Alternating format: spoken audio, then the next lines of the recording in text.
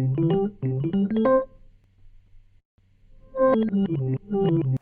boys and girls, welcome to this week's Story Time with Miss Carla. This week we're going to read a story called The Big Red Tractor and the Little Village. Let's read it together. Once upon a time, in a happy little village, a big red tractor lived in a cozy little shed. Each year when the snow started to melt, the villagers knew it was time to plow their field. So every morning they'd go out to the little shed and wake up the big red tractor. They loved the powerful put-put kaboom noises he made, and they cheered because the big red tractor helped them with their hardest job, plowing the field. Everyone worked together to move the big red tractor through the field. Half the villagers pushed him and the other half pulled him. He smiled cheerfully, glad to help, and even though they never seemed to move him very far. The villagers worked very hard, and they always finished plowing the field just in time to plant delicious vegetables and sweet fruit before the rain came. The rain fell from the sky and watered the field. Then the sun came out and made the seeds grow. Finally, the villagers gathered all the food in large baskets. Everyone celebrated. Everyone shared.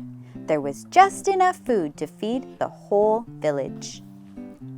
Then, one cold day, something amazing happened. Farmer Dave was cleaning out his attic and discovered a book tucked inside an old chest.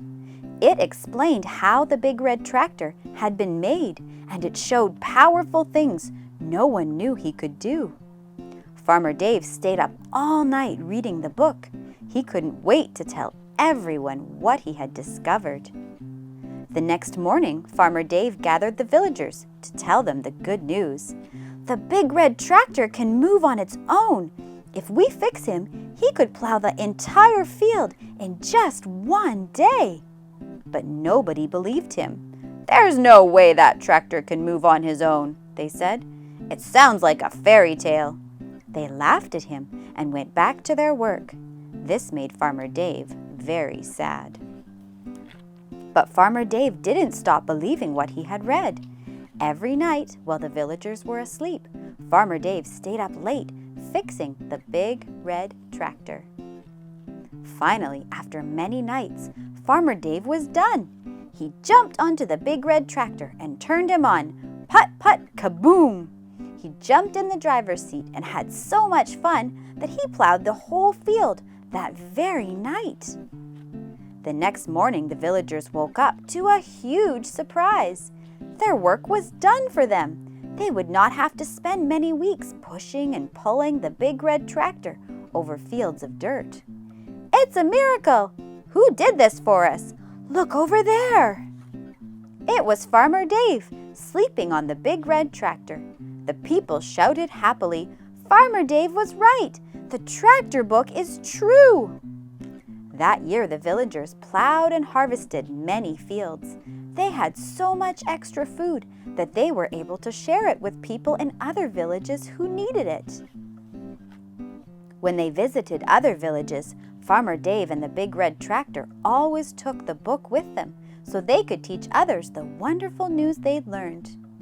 The little village kept sharing, and the villagers became known as the most generous people in the world. Did you know that you are like the big red tractor? God made you, and He knows just how you work best.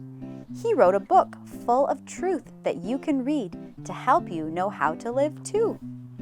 The Bible tells us that if we try to do things on our own, we won't accomplish much.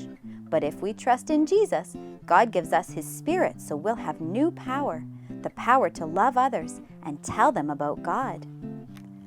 God made us to be a blessing to others. Through the Spirit, we can do great things, just like Jesus. When the Holy Spirit comes to you, you will receive power.